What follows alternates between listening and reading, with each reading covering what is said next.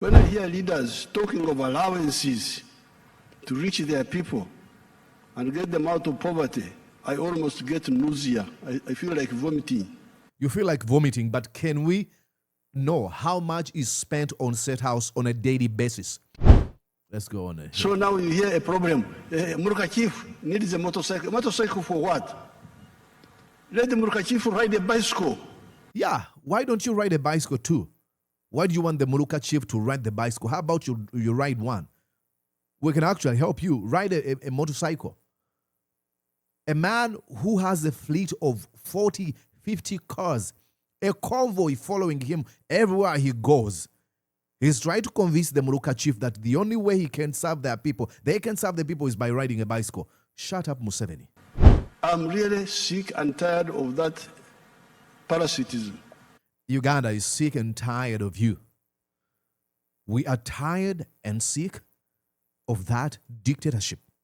We are sick and tired of the abducting people, torturing them, targeting your political opponents, protecting the corrupt. We are tired and sick. How about that? You live paradise here. This is paradise. Yeah, that says something. If people are leaving paradise to go and find peace in hell, maybe you've turned paradise into an abysmal hell, that maybe the other hell is much better. You go to work in those places. It is inferiority complex. Shut up. I don't like it is inferiority complex. Look, this guy, when he was fighting the regime of Obote and Tito Okello Lutwa, had his family not in Zambia, not in Malawi, not in Rwanda, not in Tanzania, in Sweden. You're watching Mordecai Marissa Live Political Commentary. Please consider subscribing to help grow Uganda's Voices of Struggle ecosystem. Thank you. I cannot appreciate you enough for using your valuable time to always go on social media, break down things for people.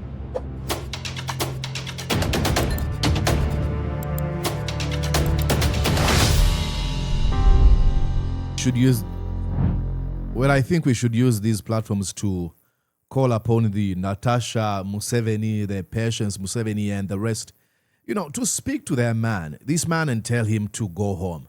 He's out of energy, is devoid of the exuberancy, is lacking the charisma, is detached from the reality.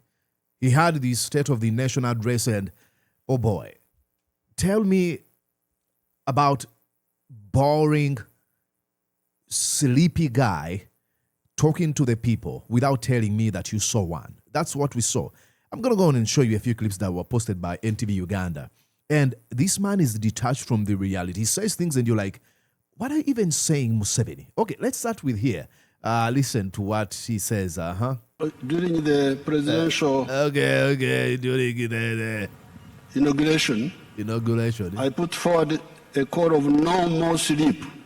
Okay, when you say you put forward a message of no more sleep, you are swearing in to serve for 5 more years. Are you trying to say that you've been sleeping for the last 40 years? Because when you say, oh, no more sleep. So why have you been tolerating sleep for the last 40 years? And you want to tell us that, all these 40 years you've spent sleeping are going to be compensated in the next 5 years? Who are you kidding? Some people are already distorting it as just no sleep. It is not just no sleep. It is no more sleep. And to clarify the message, I should add no more corruption, obscurzy. This man is the face of corruption, is the chief corrupt officer in Uganda, is mentioned in a case where a Chinese, Patrick Hall, was sent to prison in this country, USA. Museveni, alongside Samuel Kahamba Kutesa, received allegedly more than $500,000. He's protector of corruption. You have seen his Inspector General of Government, Irene Mulyagunja, and Betty Olive Namisangu Kamyatuliyomwe told us that the corrupt or corrupt officials hide behind Museveni. There's a video proof where he's like, okay, leave these people who are corrupt, who steal our money and they invest in Uganda. What's wrong with this man? No more Kongora, Uganda. leaning on your hole when others are digging. That's called a Kongora in our language. Yeah, that's what you do, kukongola. Kukongola is when you have Irene Mulyagonja and Betty Olive Namisangu come out to Yomwe, investigate corruption, find out who is stealing, who is embezzling people's funds. They tell you, and then you be like, leave them. That is kukongola.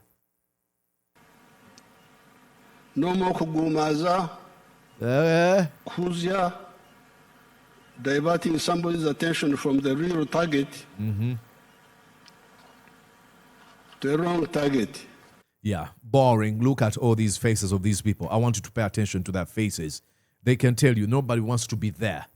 They cannot wait for this diatribe, boring diatribe to get done. It is sad.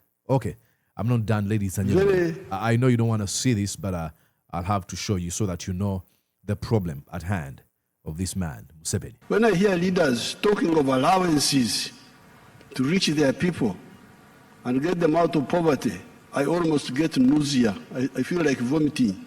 You feel like vomiting, but can we know how much is spent on State House on a daily basis?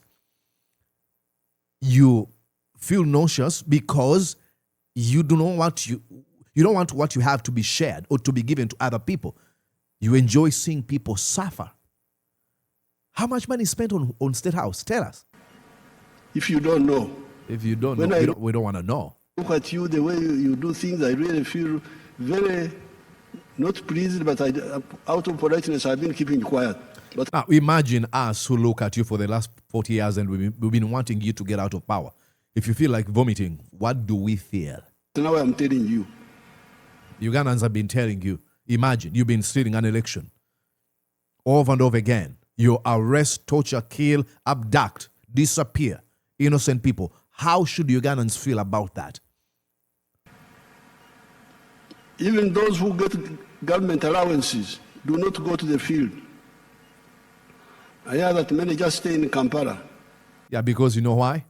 Because you have established this culture where people use their offices for the optics and aesthetics. It is for sure. Oh, see me, I am IGG. Oh, see me, I am so and so. Do you want to convince me that Jessica Alupo or Nabanja or Speaker or both have some influence that's greater than Salim Saleh's? Absolutely, you know that's a lie. Another mistake is for leaders to give personal money to constituents. As you can see here, we had no money to give to anybody. The only money we had, even when we started getting our own salaries, was for bus transport. Most of the time I would ride the bicycle from Kazo to Burunga, from Burunga to Akitura and back. The only fuel I needed was no fat on my body. Yeah, that is about your life. And we're not going to live our lives according to your standards, okay? You egotistical charlatan. That's you. Let other people who want to drive their cars, drive them. If you are riding a bicycle, why don't you ride a bicycle now? There are folks in your age who still ride bicycles. What is stopping you from riding a bicycle? Let's go on here. Listen. I'm tired of that. Let's go on here. So now you hear a problem. Murka chief needs a motorcycle. Motorcycle for what? Let the Murka chief ride a bicycle. Yeah, why don't you ride a bicycle too? Why do you want the Muruka chief to ride the bicycle? How about you ride one? We can actually help you ride a motorcycle. A man who has a fleet of 40, 50 cars, a convoy following him everywhere he goes. He's trying to convince the Muruka chief that the only way he can serve their people, they can serve the people, is by riding a bicycle. Shut up, Museveni. I'm really sick and tired of that parasitism. Uganda is sick and tired of you. We are tired and sick of that dictatorship. We are sick and tired of the abducting people, torturing them, targeting your political opponents, protecting the corrupt. We are tired and sick. How about that? And that's why I told you that this is Kisanja, no more sleep. Because I've been There's gonna be sleep. The definition of your presidency is sleep. It is slumber. Tell us that, this is Chisanja, no muchezo, no sleep, by doing one thing. Order the arrest of Muhoozi Kainerugaba, who brags or gloats in the abduction of people. Says, I've killed 22 Bobi Wine supporters. I want the 23rd to be Bobi Wine. Okay, show us, Museveni. Put your money where your mouth is. Walk the talk. You have a criminal heading the military. Unless you say, it's going to be Sanja, no sleep, but except for my neighbor baby Muhoozi. Right, talking, thinking that people will learn by example. No. This is the time to talk straight to Nothing. everybody. Zero. Why should the Muruka chief have a motorcycle, fuel, money? Let him use a bicycle. Yeah, that's what we ask.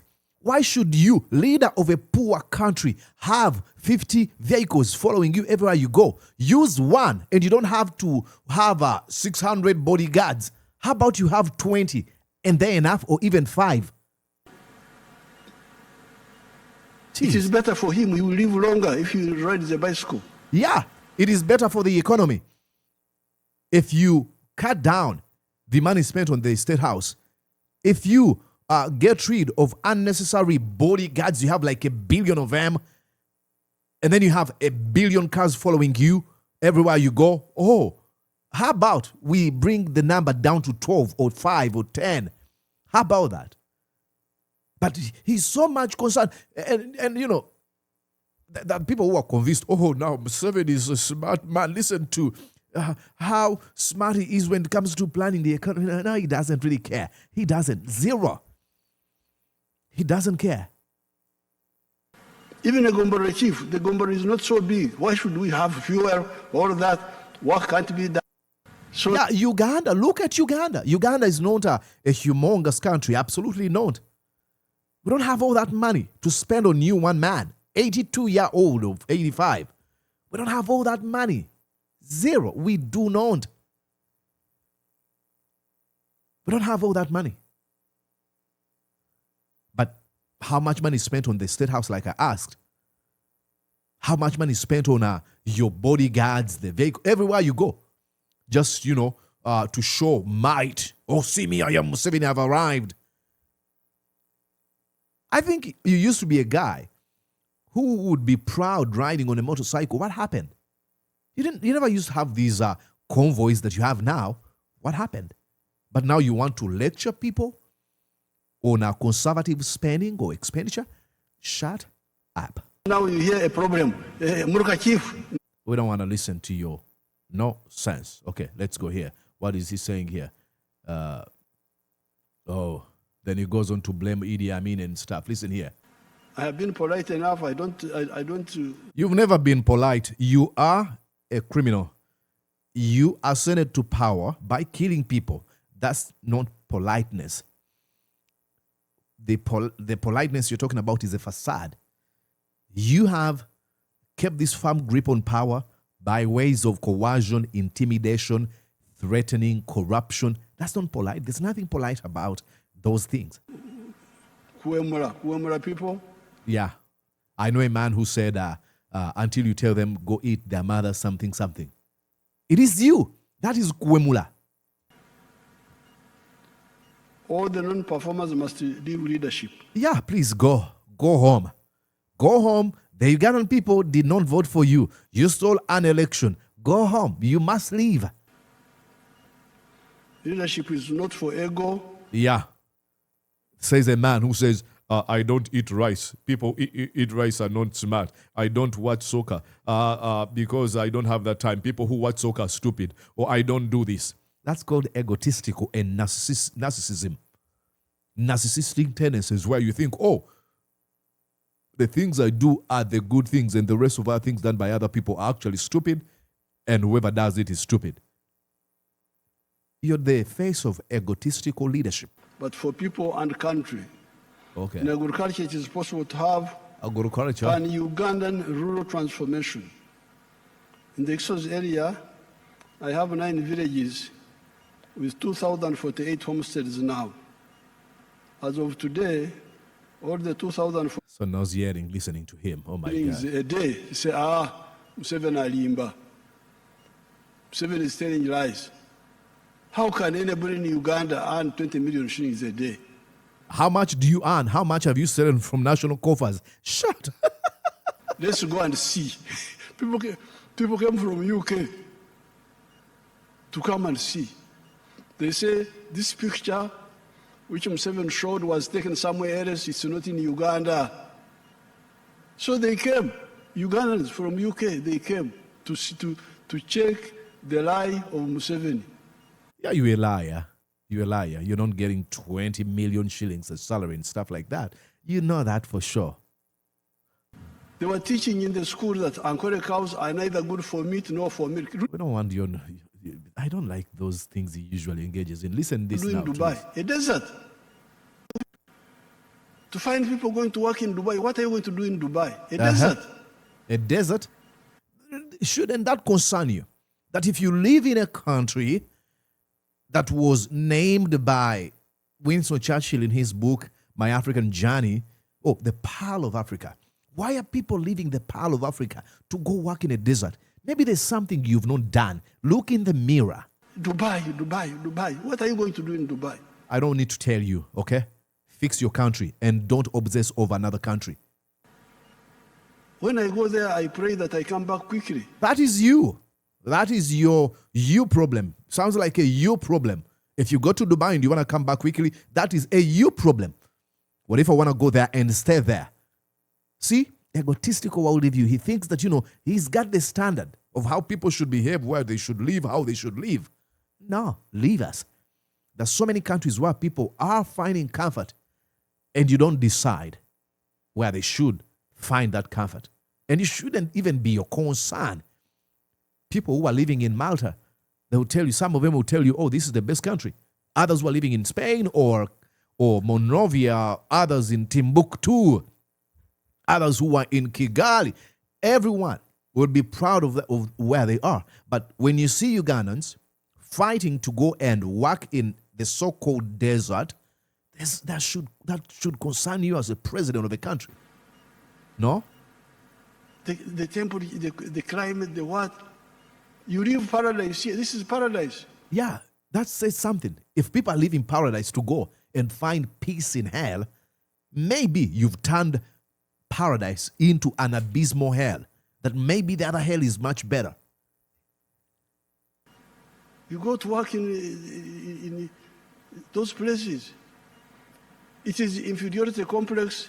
Shut up. I don't like it is inferiority complex. Look, this guy, when he was fighting the regime of Obote and Tito Okello Lutwa, had his family not in Zambia, not in Malawi, not in Rwanda, not in Tanzania, no, in Sweden.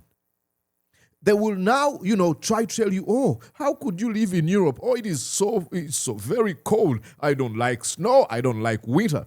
When he was fighting the regimes of Obote and Tito Okello Lutwa, he didn't choose an African country where they have good weather, good environment. Oh, no. He says, go to Sweden. Shut up, Museveni. Ignorance, poor leadership. Yeah, your poor leadership is forcing so many people to leave Uganda. Uprooted. People who have no roots. I am rooted here. I am rooted here. My roots are here. There's Okay. nothing I don't know. I grew with our culture. Culture? What culture? This man, talk about lack of self-awareness. He's a man who was denied the restoration of the Obugabe Ankole. So which culture is he referring to? He talks about taking care of these Ankole cattle. The Ankole kingdom has a lot to do with, preservation and raising and taking care of those cows. Culture. Who is your Omugabe? I'm able to know what is should be forgotten. Oh, should it be forgotten? Because it was not scientific enough. But much of it is correct and can be updated. Correct. To find people going to work. To find the people. I don't like this guy. It's so boring. Oh my God. I don't know how people sit in these speeches. I don't know. You tell me, guys. I don't know how people enjoy. You'll be sitting, oh, Museveni is speaking. No, I won't. Sorry. I'll be tuning off that TV. But I watch because, hey, what I do here is commentary and exposing the lies of this man. So, you see, he's detached from the reality. So, I watch this so that you don't have to, okay? Did you enjoy what you just watched? I'm sure they did. I'm going to guess that you did. How about you consider subscribing to Mordecai Marissa Live YouTube channel? Thank you.